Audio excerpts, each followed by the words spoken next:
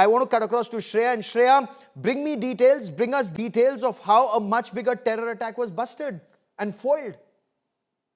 Well, Gaurav, the reason that this is being said, and we can all agree to it because 2,900 kilos of ammonium nitrate was recovered. There were other electronic evidences that were recovered, and apart from that, an assault rifle was recovered. So, if the amount of cache of ammunition that is actually proving that this was being stored and this would have been used to make more improvised devices. This was one car in which they were possibly successful in moving a parcel of the ammonium nitrate fuel oil that is being suspected along with some military high grade explosives, and they were in transit. So this was a in between operation when the Jammu and Kashmir police swooped down on Faridabad and they recovered these ammunitions from two different rented accommodations of Dr. Muzammil, and then subsequently they arrested three more individuals. But Omar was absconding, and the reason was because when the raid started, he wasn't inside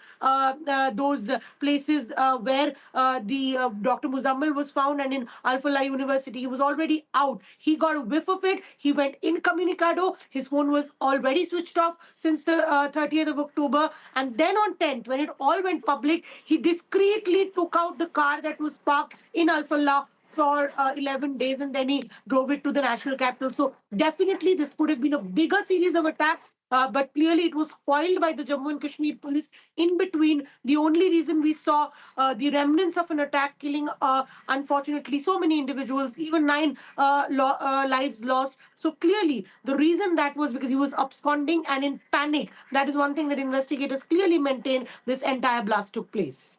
Shreya, what is very worrisome at this point of time, so you have Dr. Muzammil, Dr. Adil, Dr. Umar, these guys have been accounted for. Dr. Shaheen, Dr. Ansari, they've been taken into custody.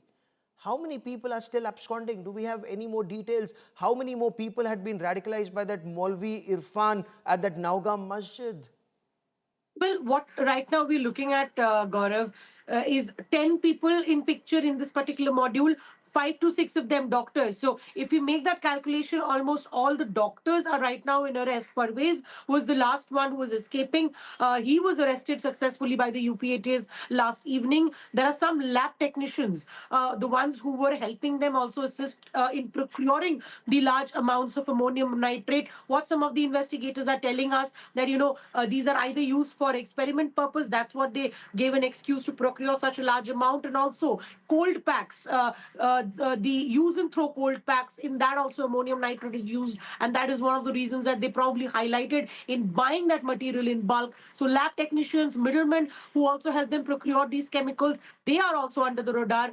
Some of them detained as well. So clearly we'll see the number of arrests increase. But total, what right now the investigators suggest, total 10 people were a part of this module, is what the investigators' preliminary investigation is pointing it out. Over the last several years that I've been covering counter-terror operations, the most difficult aspect is to go after the OGW or the overground workers, because on the face of it, they're respectable members of the society.